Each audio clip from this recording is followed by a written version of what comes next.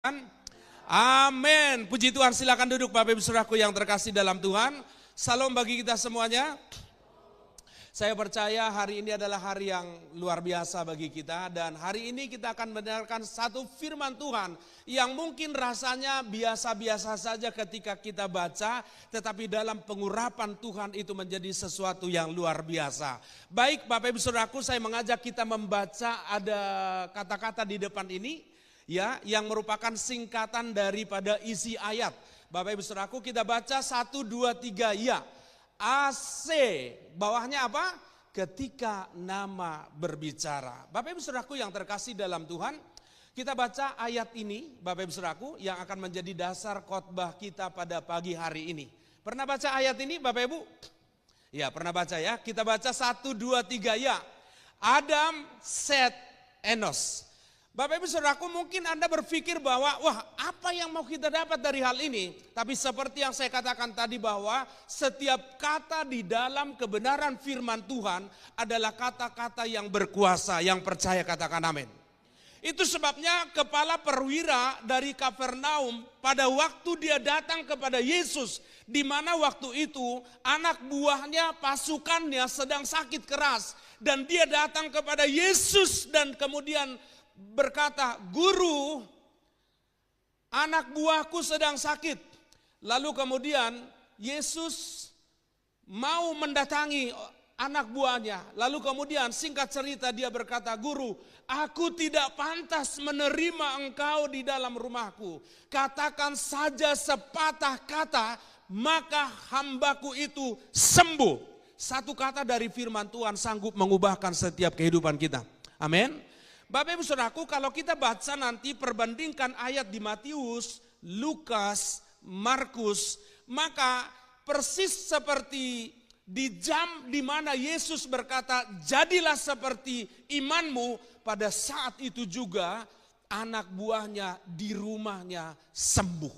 Bapak Ibu Saudaraku yang terkasih, kuasa Tuhan tidak dibatasi oleh situasi kita. Apapun situasimu pada saat ini, ketika engkau percaya penuh kepada firman Tuhan, tidak ada yang mustahil bagi Tuhan kita. Amin. Mari berikan tepuk tangan bagi Tuhan kita. Haleluya. Kita akan membahas ini. Saya percaya di sini banyak hamba-hamba Tuhan yang sedang belajar di sekolah teologi, dan saya seorang dosen. Saya ingin mengencourage, memberikan sebuah dukungan kekuatan untuk supaya teman-teman belajar.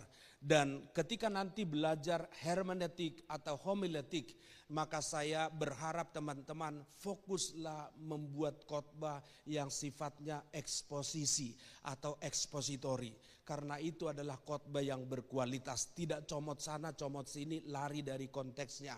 Seperti ayat ini kita akan bahas 3 kata ini, Bapak Ibu Saudaraku yang terkasih dalam Tuhan. Ya Bapak Ibu Saudaraku, banyak orang ketika membaca 1 Tawarik merasa bosan karena apa?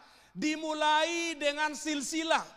Ini memperanakan ini, rasanya membosankan. Bapak Ibu Saudaraku yang terkasih dalam Tuhan, tetapi saya mau katakan satu hal bahwa setiap nama, setiap kata dalam Alkitab punya arti dan tujuan teologis. Satu ayat ini yang tadi kita baca hanya berisi 3 nama, yaitu Adam, Set, Enos, sebenarnya memuat inti dan kisah dari seluruh kehidupan manusia, dari kerusakan dosa dan kemudian pemulihan akan Allah yang dikerjakan oleh Allah.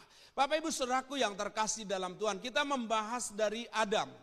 Bapak Ibu Saudaraku, ketika kita membaca kitab Kejadian pasal 1 ayat yang ke-26, di sana Tuhan berkata bahwa Dia menciptakan manusia itu serupa dan segambar dengan dirinya. Bahasa Indonesia katakan, berfirmanlah Allah, baiklah kita menciptakan manusia serupa dan segambar dengan kita. Bapak Ibu Saudaraku yang terkasih, saya nggak perlu ucapkan bahasa Ibraninya, tapi saya akan jelaskan. Kata gambar di sana saya lebih setuju menerjemahkannya dengan kata bayangan sebenarnya. Karena kalau kita bicara gambar saya, Bapak Ibu Saudaraku, bisa terpisah dengan diri saya. Ketika saya di Cengkareng, Cilili kemudian kirim flyer yang ada gambar saya di situ. Saya terpisah, jaraknya mungkin dari sini ke Cengkareng. Bapak Ibu Saudaraku, tetapi tidak mungkin saya ada di Cengkareng, bayangan saya ada di sini. Betul?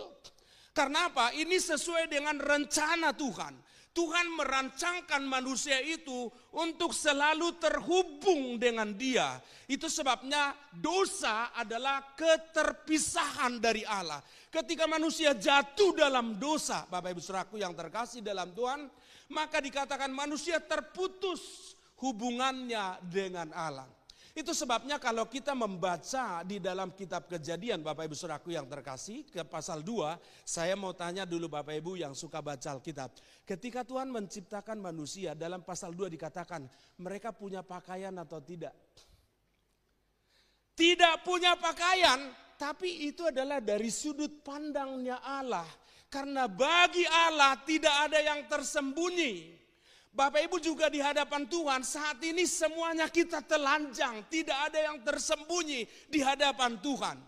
Tapi pertanyaannya, apakah Adam dan Hawa menyadari mereka telanjang saat itu? Tidak menyadari. Kalau para rabi berkata bahwa manusia sebelum jatuh dalam dosa, mereka berpakaian. Tapi pakaian itu disebut dengan pakaian kemuliaan. Atau dalam bahasa Ibrani dikatakan or. Cahaya. Pakaian mereka adalah dari cahaya. Karena apa? Mereka adalah bayangannya Tuhan. Bapak Ibu Saudaraku, itu sebabnya kalau kita baca dalam Roma pasal 3 ayat 23, di sana dikatakan bahwa setiap manusia, karena semua manusia telah jatuh dalam dosa dan telah kehilangan kemuliaan Allah. Mereka kehilangan kemuliaan Allah. Mereka kehilangan cahaya yang menutupi diri mereka satu sama lain. Bapak Ibu Saudaraku, itu sebabnya kalau kita baca pasal yang ketiga, ayat yang ke-9, di sana Tuhan katakan, firman Tuhan katakan, lalu Tuhan datang di taman itu, lalu kemudian Adam dan Hawa ketakutan. Pernyataan yang disampaikan oleh Allah pada saat itu adalah, Adam, bahasa Indonesia katakan, Adam, di manakah engkau? Bapak Ibu Saudaraku yang terkasih dalam Tuhan, ini bukan pertanyaan yang sifatnya fisik. Karena Tuhan tahu bahwa manusia itu bersembunyi di belakang pohon. Bukankah Tuhan itu adalah Tuhan yang Maha Tahu? Jadi sebenarnya pertanyaan ini kalau dalam bahasa Ibrani dikatakan, Tuhan berkata, Ayyeka. Yang artinya adalah sebenarnya begini, di mana posisimu terkait hubunganmu dengan aku. Jadi ketika manusia jatuh dalam dosa, pada saat itu juga Tuhan tahu kalau mereka telah terputus hubungannya dengan Allah. Itu sebabnya dalam Yohanes pasal yang ke-15, Yesus berkata tentang perumpamaan pokok anggur yang benar. Tinggallah di dalam aku. Sebab ayat yang kelima katakan, sebab di luar aku kamu tidak dapat berbuat apa-apa. Bahasa yang lebih tegasnya adalah di luar aku kamu binasa. Bapak Ibu Saudaraku, mari kita baca ayat ini yuk. Adam yang tadinya adalah awal yang sempurna, kemudian akibat dari ketidaktaatan mereka menjadi jatuh. Mereka tidak lagi terhubung dengan Allah. Kita baca dulu Roma 5 ayat 19. 1, 2, 3. Jadi sama seperti oleh ketidaktaatan satu orang, semua orang telah menjadi orang berdosa. Demikian pula oleh ketaatan satu orang, semua orang menjadi orang benar. Bapak Ibu Saudaraku yang terkasih dalam Tuhan, ayat ini bagian pertama katakan, jadi sama seperti oleh ketidaktaatan satu orang. Siapa yang tidak taat tadi? Adam, katakan Adam. Adam, Bapak Ibu Saudaraku, lalu kemudian di sini katakan, dan demikian pula oleh ketaatan satu orang, semua orang menjadi orang benar. Ketaatan siapakah yang dimaksud di sini? Yesus, Bapak Ibu Saudaraku, saya udah bikin gambarnya, saya bikin sebagus mungkin untuk Bapak Ibu bisa memahami ini dengan baik. Nah, Bapak Ibu Saudaraku yang terkasih dalam Tuhan, kalau kita lihat teologi orang-orang di luar Kristen, mereka berkata bahwa bayi yang lahir itu seperti kertas putih, bersih, suci, tiada dosa. Sementara kalau kita lihat dalam teologi dosa orang Kristen, Alkitab katakan, pemazmur berkata, sebab di dalam kandungan ibuku aku telah dikandung di dalam dosa. Artinya Bapak Ibu Saudaraku, seorang bayi tidak perlu melakukan sebuah tindakan kejahatan terkecil sekalipun untuk menyandang predikat sebagai orang berdosa. Sebaliknya Bapak Ibu Saudaraku yang terkasih, ketika kita percaya kepada Yesus, kau tidak perlu melakukan satu kebaikan apapun untuk menyandang predikat sebagai orang benar. Karena kita benar bukan oleh karena perbuatan kita, melainkan oleh karena kasih anugerah daripada Tuhan Yesus. Bapak Ibu Saudaraku, saya ingin memberikan penjelasan lewat Alkitab bahwa sesungguhnya ketika Adam berdosa, Anda dan saya juga ikut di dalamnya. Kita akan lihat dalam ayat ini dulu sebenarnya Bapak Ibu Saudaraku. Kita mundur kecepatan ini. Ya. Kalau Bapak Ibu membaca di dalam Ibrani pasal 7 ayat 4 sampai 10, ini menceritakan tentang Melkisedek dan Abraham, di mana Bapak Abraham memberikan persepuluhan kepada Melkisedek, Raja Salem pada saat itu. Nah, Melkisedek ini dikatakan adalah imam Allah yang maha tinggi, Bapak Ibu Saudaraku. Dan di dalam kitab Ibrani, Melkisedek ini adalah merupakan perwujudan daripada Yesus Kristus dalam perjanjian lama. Nah, kalau kita perhatikan Alkitab ya, Ibrani pasal 4 pasal 7 ini mengatakan bahwa Lewi dia adalah imam-imam ya, suku yang melayani Tuhan, dan mereka ini mengambil persepuluhan daripada orang-orang Israel, ya. Jadi semua orang Israel memberikan persepuluhan kepada orang Lewi. Lalu kemudian orang Lewi ini memberikan persepuluhan namanya terumat ma'aser kepada para imam. Bapak Ibu Saudaraku, luar biasanya gereja kita ini saya dengar Pak Gembala tidak ambil persepuluhan. Bapak Ibu Saudaraku, buat dirinya, tapi buat gereja. Ini sesuatu yang lain daripada yang lain. Oleh karena itu Bapak Ibu bersyukurlah memiliki gembala yang tidak orientasi uang. Bapak Ibu Saudaraku yang terkasih, nah Abraham dikatakan memberikan persepuluhan kepada Melkisedek, dan kalau Bapak Ibu baca, Lewi juga memberikan persepuluhan kepada Melkisedek melalui Abraham. Bagaimana ini bisa terjadi Bapak Ibu Saudaraku? Abraham itu memperanakan Ishak, Ishak memperanakan Yakub, dan Yakub memperanakan Lewi. Dalam hal ini kalau kita bicara tentang keimamatan suku Lewi yang diatur oleh Torah Bapak Ibu Saudaraku, maka jarak dari Abraham kepada keimamatan suku Lewi itu kurang lebih 600 tahun. Artinya apa? Jarak dari Melkisedek kepada keimamatan Lewi juga 600 tahun. Ya, Bapak Ibu lihat garisnya, lalu kemudian ke sini jaraknya. Bagaimana bisa Lewi memberikan persepuluhan kepada Melkisedek sementara dia belum lahir? Ayat yang ke-10 di sana dikatakan, sebab Lewi masih ada di dalam tubuh bapa leluhurnya. Lewi masih ada di dalam tubuhnya Bapak Abraham ketika Bapak Abraham menyongsong Melkisedek dan memberikan persepuluhan itu. Artinya dalam hal ini kalau kita membaca ini Bapak Ibu Saudaraku, Lewi ini masih ada di dalam gennya Abraham. Bapak Ibu bisa lihat dari sini, kita pindah ke Adam. Ketika Adam berbuat dosa, maka semua manusia yang menyebut dirinya Adam itu ada di dalam tubuhnya Adam. Sehingga ketika Adam berbuat dosa, maka dosa ini bersifat genetik. Semuanya masih di dalam kandungan pun orang sudah berdosa. Bisa dipahami Bapak Ibu Saudaraku? Nah, Bapak Ibu Saudaraku yang terkasih, tetapi syukur kepada Tuhan. Ayat tadi katakan, oleh karena ketidaktaatan Adam, maka semua manusia telah berdosa, Bapak Ibu Saudaraku. Dan sebaliknya, oleh ketaatan satu orang, maka semua orang menjadi orang benar. Bapak Ibu Saudaraku, kalau kau percaya kepada Yesus, ketika engkau percaya kepada Yesus, tidak peduli sehitam apa dosamu, maka dosamu disucikan. Saya bawa alat prakteknya Bapak Ibu Saudaraku. Ya, ini sama-sama putih kan? Ya, ini juga air putih Bapak Ibu Saudaraku. Nah Bapak Ibu Saudaraku, kalau kita bicara tentang Adam, ya, bisa kelihatan nggak semua dari belakang sana? Ya, ya. Saya bukan dokter Bapak Ibu Saudaraku ya, ya. Ini Bapak Ibu Saudaraku, semua waktu Adam diciptakan dia sempurna, putih bersih.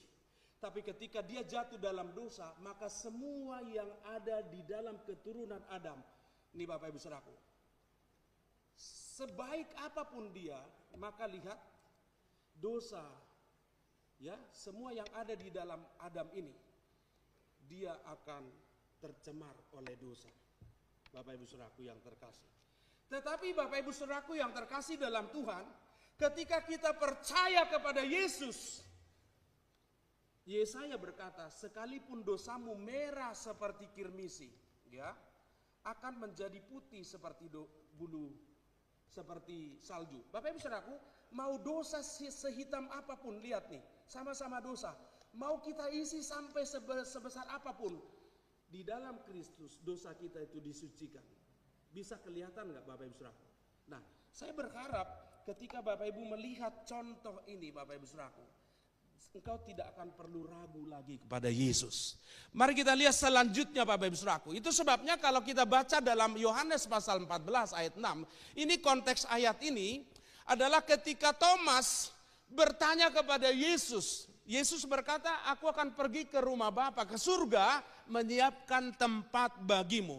Lalu Thomas ini berkata, Guru, tunjukkanlah kami jalan ke situ. Maksudnya jalan kemana? Jalan ke surga. Ada banyak orang yang sedang berdoa. Ada banyak orang yang sedang bertanya jalan ke surga saat ini Bapak Ibu Saudaraku. Tetapi sesungguhnya pertanyaannya sudah diwakili oleh Thomas dan sudah dijawab oleh Yesus. Dan jawaban Yesus dalam bahasa Indonesia kata Yesus kepadanya, akulah jalan dan kebenaran dan hidup.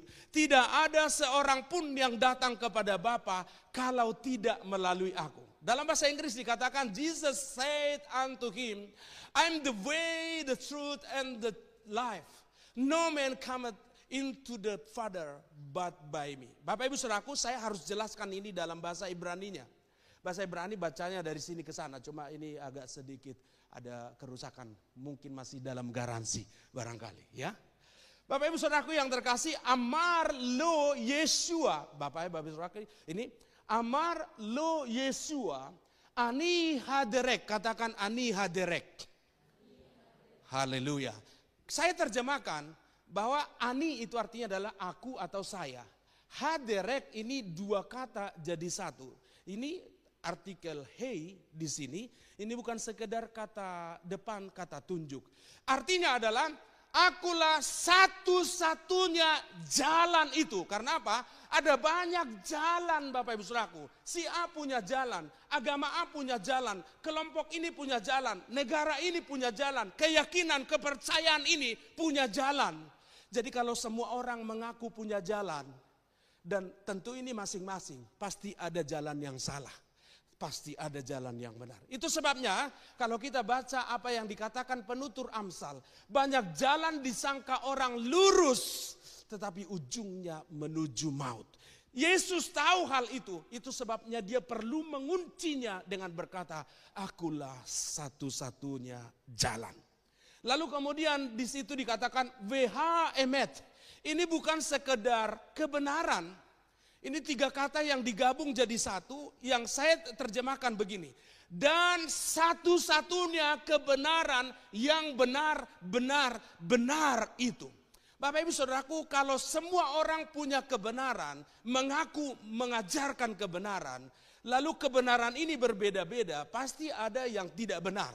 Itu sebabnya kebenaran harus diuji dari alam yang fana sampai tembus kepada kematian bahkan kehidupan.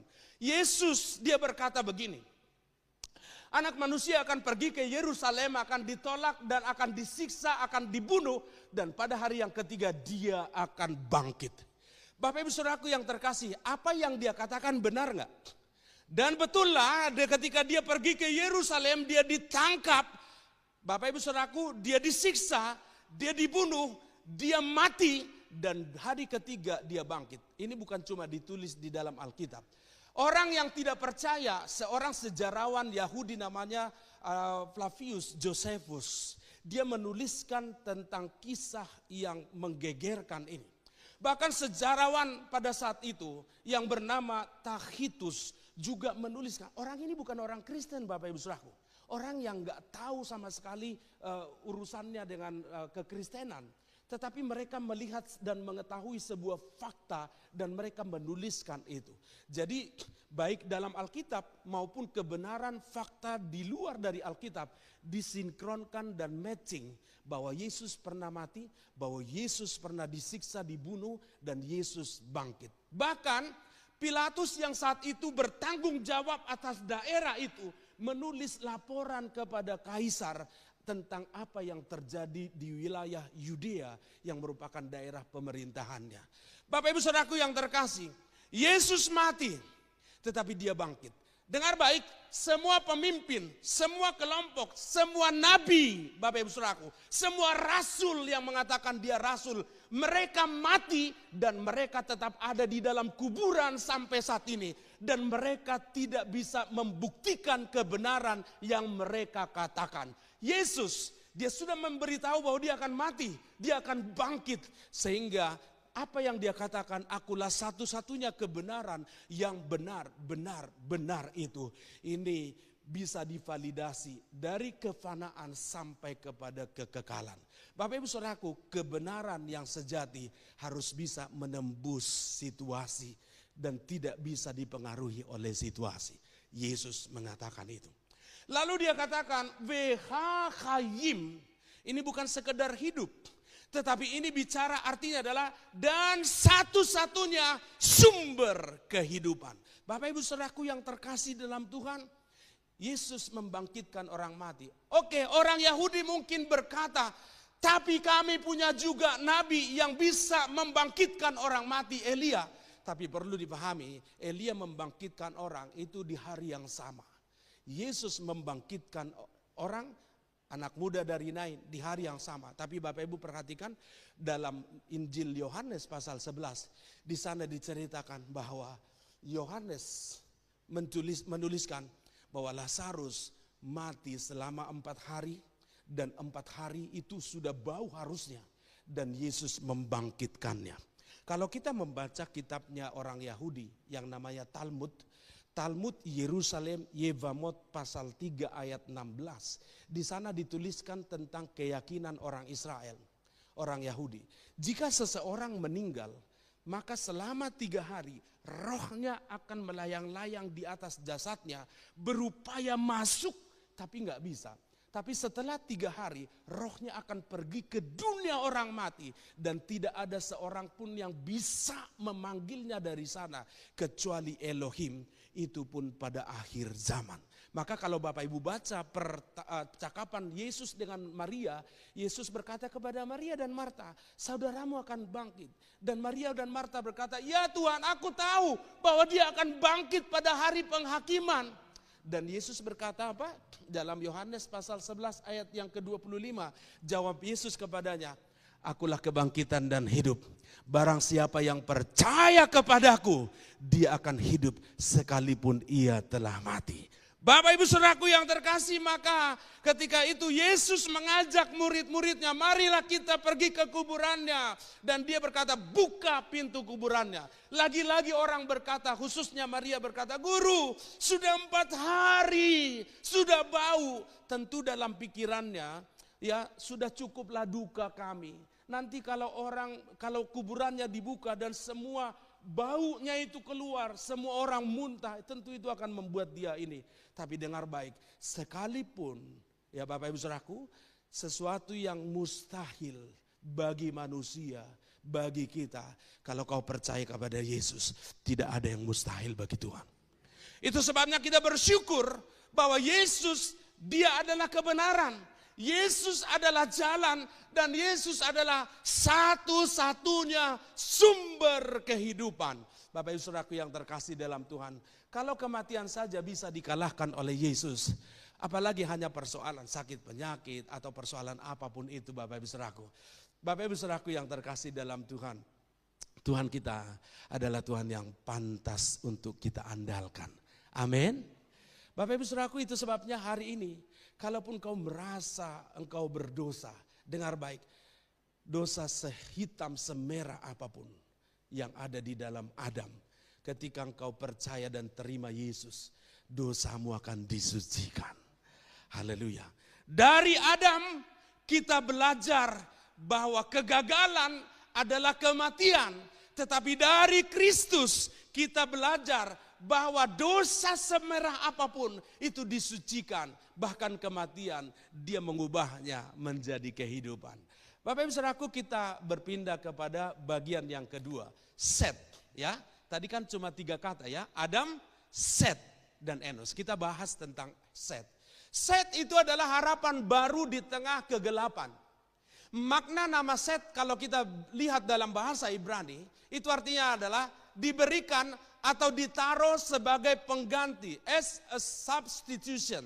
Bapak Ibu Saudaraku yang terkasih, kalau kita lihat dalam Kejadian pasal yang keempat, Bapak Ibu Saudaraku, setelah Habel dibunuh oleh Kain, maka Kain pergi, Set lahir sebagai tanda pengganti. Kalau kita baca ayat yang ke-25, Set melambangkan kasih karunia Allah yang memberikan harapan baru setelah tragedi. Bapak Ibu Saudaraku yang terkasih dalam Tuhan, kalau saya ingat bagaimana pergumulan saya dengan istri ketika dia didiagnosis kanker stadium 3B kategori ganas, Bapak Ibu Saudaraku, itu adalah hal-hal yang benar-benar menguras banyak hal dalam hidup kami. Tetapi kami tahu bahwa Tuhan itu adalah Tuhan yang setia. Kalau ada badai, setelah badai pasti ada yang namanya keteduhan. Bapak Ibu Saudaraku yang terkasih dalam Tuhan, dalam hidup kita mungkin mengalami kehilangan, kita mungkin mengalami kegagalan, kita mungkin mengalami kehancuran, kita mungkin mengalami kegelapan yang begitu mengerikan. Tetapi dengar baik, Allah sanggup memberikan set baru dalam kehidupan kita, menggantikan yang hilang. Pengganti ilahi, harapan baru, pemulihan yang tak terduga. Hari ini sampai hari ini kami masih tetap doakan si Oma minimal 2 kali sehari. Saya siang berdoa, lalu malam lagi ada doa.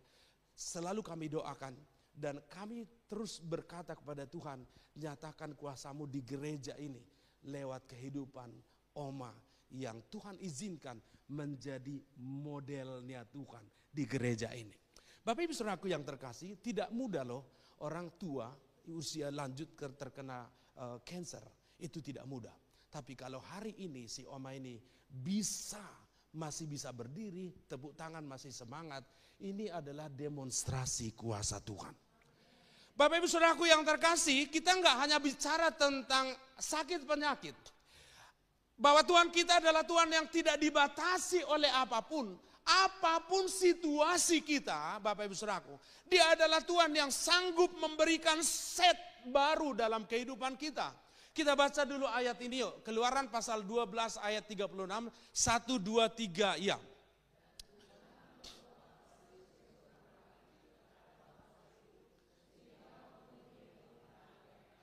demikianlah mereka merampasi orang Mesir itu. Bapak Ibu Saudaraku, saya percaya semua kita pernah sekolah ya, minimal SD ya. Saya tanya dulu si Koko deh ya, karena beliau yang paling gagah di depan ya. Kok, saya mau tanya bagian A, dan Tuhan membuat hati orang Mesir bermurah hati terhadap bangsa itu sehingga memenuhi permintaan mereka, titik. Lalu bagian yang kedua, demikianlah mereka merampasi orang Mesir itu. Nyambung gak kalimat ini? Betul. Tidak nyambung Bapak Ibu Saudara. Kalau Tuhan sudah membuat orang Mesir bermurah hati, ngapain lagi orang Israel merampasi? Bapak Ibu Saudaraku yang terkasih, ini sebenarnya tidak salah tapi tidak benar. Ya, karena dalam bahasa Ibrani satu kata bisa beberapa arti di dalam bahasa kita. Contoh kata shalom, kata shalom, gereja kita namanya adalah GPJ Shalom. Shalom itu artinya bukan cuma satu. Saya suruh mahasiswa saya membuat komparasi terjemahan, komparasi kamus dictionary. Minimal 3, mereka mendapati, baru 3 saja, ada kurang lebih 20 arti kata shalom ini. Bapak Ibu Saudaraku yang terkasih, ini adalah kata-kata yang luar biasa. Pikirkan sesuatu yang luar biasa, pikirkan sesuatu yang hebat, itu sudah merupakan arti kata shalom. Bapak Ibu Saudaraku yang terkasih. Maka kalau Bapak Ibu lihat dalam Filipi 4 ayat yang ke-8, semua yang baik, itu shalom Bapak Ibu Saudaraku. Semua yang benar itu shalom. Semua yang sedap didengar oleh telinga itu shalom. Bapak Ibu Saudaraku yang terkasih. Jadi sebenarnya ini tidak terbatas 20 Bapak Ibu Saudaraku. Kalau kita mau memparsingnya, membongkar arti kata ini. Nah, kata yang bermasalah di sini adalah kata merampasi. Sebenarnya tidak salah, tapi tidak tepat. Karena kata ini berasal dari kata vayenatselu. Bapak Ibu bisa baca enggak? Ini bacanya dari sini, tapi Bapak Ibu baca dari sini aja ya. Vayenatselu dari kata dasar atau kal, soresnya adalah natsal atau saal. Yang artinya bisa bahasa Inggris katakan spoil, merampas. Tapi di dalam kamus juga ditemukan artinya juga adalah take over. Saya lebih setuju menggunakan kata take over di sini. Jadi kalau saya terjemahkan dengan menggunakan take over, dan Tuhan membuat orang Mesir bermurah hati terhadap bangsa itu sehingga memenuhi permintaan mereka. Demikianlah mereka mengambil alih harta orang Mesir itu. Lebih pas kan sesuai dengan bagian atas. Bapak Ibu Saudaraku, kalau kita lihat ayat, jangan pernah comot ayat itu dari konteksnya. Konteks ayat ini adalah Paskah, di mana ini bicara tentang tulah ke-10, masih berkaitan dengan tulah ke-10, kematian anak sulung, dan kita tahu orang Israel diperbudak di Mesir 400 tahun, Bapak Ibu Saudaraku. Namanya diperbudak, saya mau tanya dulu si Ade ini, diperbudak dapat gaji atau enggak? Oh, enggak dapat, itu namanya pegawai. Ya, saya tanya dulu, Koko yang pinter, diperbudak dapat gaji? Dapat bonus? Dapat insentif? Enggak Bapak Ibu Saudaraku, justru apa yang ada pada mereka dirampas sedemikian rupa. Bahkan dikatakan nyawa mereka, setiap anak laki-laki yang lahir dibunuh. Dan mereka dikatakan mereka 400 tahun di sana. Kalau kita baca literatur Mesopotamia kuno, maka seseorang jika mau menikah itu di umur 40 tahun. Jadi kalau ada laki-laki sudah berumur 40 tahun, belum menikah, mungkin mau alkitabiah, ya. Bapak Ibu Saudaraku yang terkasih, maka kita lihat ketika Ishak mau menikah, dia umur 40 tahun Bapak Ibu Saudaraku yang terkasih. Artinya ada 10 generasi mereka di sana. Bapaknya diperbudak, kakeknya diperbudak, bapaknya kakeknya diperbudak, terus seperti itu. Tetapi ketika Tuhan memulihkan mereka, ketika Tuhan menebus mereka, maka bukan perampasan yang terjadi, tetapi di sini yang terjadi adalah apa yang pernah hilang dari kehidupanmu, itu Tuhan kembalikan berlipat-lipat kali ganda. Amin. Ini yang dikatakan dengan set. Dari set kita belajar tentang pemulihan yang dikerjakan oleh Allah. Apapun situasi kehidupanmu, dengan ayat ini kau akan mendapatkan kekuatan baru bahwa Tuhan sanggup memulihkan kehidupanmu. Amin. Bagian yang selanjutnya Bapak Ibu Saudaraku yang terkasih, kita membahas tentang Enos. Enos, Bapak Ibu Saudaraku yang terkasih dalam Tuhan, adalah kesadaran akan kelemahan dan kebutuhan akan Tuhan. Makna nama Enos itu berarti lemah atau fana. Bapak Ibu Saudaraku, maka kita lihat ayat 26 ini, pasal 4 kita baca sama-sama yuk. 1, 2, 3 ya. Pada zaman Enos, mulailah orang memanggil nama Tuhan. Saya akan menjelaskan dulu Bapak Ibu Saudaraku. Kalau kita membaca dalam Kejadian pasal 4, Kain dan Habel, mereka beribadah sendiri-sendiri. Bapak Ibu Saudaraku. Tetapi ketika Enos lahir, terjadi perubahan di sana. Orang tidak lagi beribadah sendiri-sendiri. Bapak Ibu perhatikan, keturunan Kain adalah orang-orang yang merupakan orang-orang yang tidak berbakti kepada Tuhan. Orang-orang yang jahat semata-mata. Sementara keturunan Set dan lebih tepatnya kepada Enos ini adalah orang-orang yang kemudian beribadah kepada Tuhan. Dalam artian kalau kita lihat ini di dalam teks aslinya, kata orang-orang ini ininya adalah jamak. Artinya orang-orang tidak lagi beribadah sendiri-sendiri sesuai maunya. Mereka mulai beribadah bersama-sama secara berkelompok. Enos ketika dia lahir, dia membawa sebuah kesadaran akan perlunya Tuhan dalam kehidupan. Bapak Ibu Saudaraku, saya berharap kita juga menjadi Enos. Supaya di mana kita berada, orang-orang bisa merasakan Tuhan di sana. Saya rindu lewat kebenaran firman Tuhan ini, kita menjadi Enos-Enos saat ini. Sehingga lewat hidup kita, orang kemudian tertarik. Orang kemudian merasa bahwa mereka perlu Tuhan. Amin. Semua orang perlu Tuhan. Saya pernah menjadi pelayanan penginjilan lewat Grab. Ketika mobil saya masih baru, Bapak Ibu Saudaraku, saya daftar di Grab. Jangan-jangan Bapak Ibu pernah saya bawa. Ya. Dan tujuan saya bukan cari uang. Karena apa? Ya, mobil saya kan mobil Amerika yang boros, berat, dan perawatannya juga tidak mudah. Ya, karena dealernya tutup, pabriknya tutup, Bapak Ibu Saudaraku. Nah, tetapi tujuan saya bukan cari uang.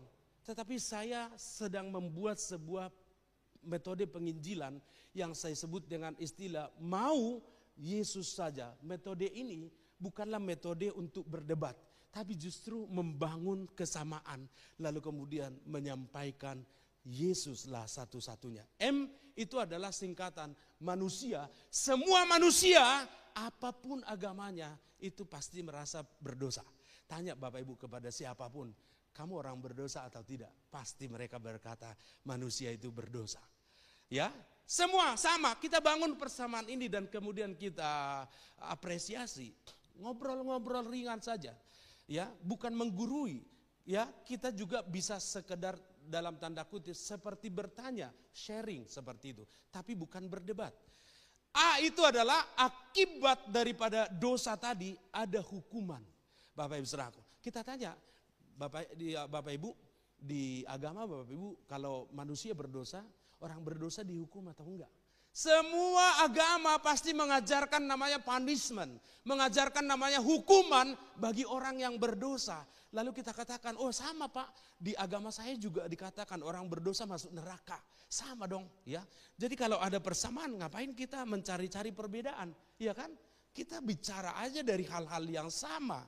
Lalu kemudian U, tadi kan M, A, U. M itu manusia, A itu adalah akibat daripada dosa. U itu adalah usaha manusia. Lalu kita tanya, jadi kalau semua manusia sudah berdosa dan akibat daripada berdosa itu masuk neraka, ada enggak usaha, ada enggak cara supaya manusia terlepas daripada dosa? Semua agama memberikan cara-cara masing-masing. Seperti tadi, ada banyak jalan disangka orang. Lalu kemudian kita katakan, wah Bapak beruntung dong. Kalau di kami Pak, mau sebaik apapun, mau sesaleh apapun, Nabi Yesaya berkata bahwa kesalehan kami seperti kain kotor di hadapan. Artinya apa? Orang Kristen, ya, bagi di agama kami, sebaik apapun manusia itu nggak akan pernah bisa membuat manusia lepas daripada hukuman dosa. Lalu kemudian setelah itu dia kan akan ada dialog long di situ, lalu kemudian kita masuk kepada mau Yesus saja. Itulah sebabnya Pak, di agama kami Allah jadi manusia, ya. Dia datang untuk menggantikan manusia yang berdosa. Dia mati menebus dosa. Dia mati Bapak Ibu Saudaraku. Lalu kemudian kita kasih tahu, tapi yang luar biasanya Yesus tidak pernah menyuruh kami berdoa supaya dia selamat, supaya dia lepas dari kematian itu. Justru dia mati menggantikan kami. Itu sebabnya dia berkata, akulah jalan dan kebenaran dan hidup. Dan kemudian dia berkata, aku berkata kepadamu, akulah kebangkitan dan hidup. Bapak Ibu Saudaraku, enggak perlu minta respon dia. Yang penting sampaikan. Dalam pikirannya akan berkata, iya ya. Ya, pemimpin saya aja sampai sekarang masih di kuburan. Nah, Yesus ini bangkit. Ya, seperti itu. Nah, jadi Bapak Ibu Saudaraku, kita hanya perlu naruh menjadi bom waktu dalam pikirannya. Satu cerita yang perlu kita pikirkan. Ini adalah kisah nyata Bapak Ibu Saudaraku. Ada penjahat di Roma, Bapak Ibu Saudaraku, Italia. Di sana kan penjahat-penjahatnya memang kalau bunuh beneran Bapak Ibu Saudaraku. Nah, penjahat ini kemudian dia merampok bank, lalu kemudian dia pelajari semua, lalu dia lihat satpamnya ini Bapak Ibu Saudaraku yang terkasih, dia todong, dia berkata, kamu hanya perlu waktu 30 detik berpikir, kamu mati atau kamu ikuti apa yang menjadi instruksi saya. Aku tahu kamu punya istri dan kamu punya anak 4. Anakmu umur sekian, dipelajari sama dia menjadi semacam shock terapi buat ini. Akhirnya satpam ini mau tidak mau harus turut kepada dia. Dia matikan semua CCTV, alarm dan semua. Dan kemudian dia gasak itu bank. Lalu dia pergi naik kereta. Pergi jauh Bapak Ibu Saudaraku. Ketika dia sampai di stasiun kereta, lalu kemudian dia masuk kereta. Begitu dia masuk kereta, karena ini tengah malam Bapak Ibu Saudaraku, dia masuk kereta, di kereta itu cuma ada 2 laki-laki. Lalu kemudian begitu dia masuk Bapak Ibu Saudaraku yang terkasih, lalu terdengar sebuah pemberitahuan, pintu telah tertutup, pintu kereta maksudnya. Tetapi Bapak Ibu tahu nggak, ini justru Tuhan pakai untuk menjadi alarm, menjadi bel yang berbunyi kuat di dalam pikirannya. Orang muda penjahat ini, dia bingung. Di mana saya dengar kata-kata ini? Di mana saya dengar kata-kata ini? Karena kata-kata pintu telah tertutup, itu membuat dia gusar Bapak Ibu Saudaraku yang terkasih. Lalu apa yang terjadi? Dia kemudian ingat, ya ampun, aku dengar kata-kata ini ketika guru sekolah minggu saya memberikan pelajaran cerita tentang 5 darah yang bijak dan 5 darah yang bodoh. Dia ketakutan setengah mati. Dan begitu kereta berhenti di stasiun, dia turun Bapak Ibu Saudaraku. Dia pergi ke kantor polisi. Bapak Ibu Saudaraku, jangan anggap remeh ketika kau menyampaikan satu kebenaran firman Tuhan kepada orang lain. Karena pada saatnya firman itu akan bersuara. Firman itu tidak pernah kembali. Bapak Ibu Saudaraku, kita akan menutup. Bapak Ibu, saya minta ini ditampilkan lagi. Bapak Ibu Saudaraku yang terkasih dalam Tuhan.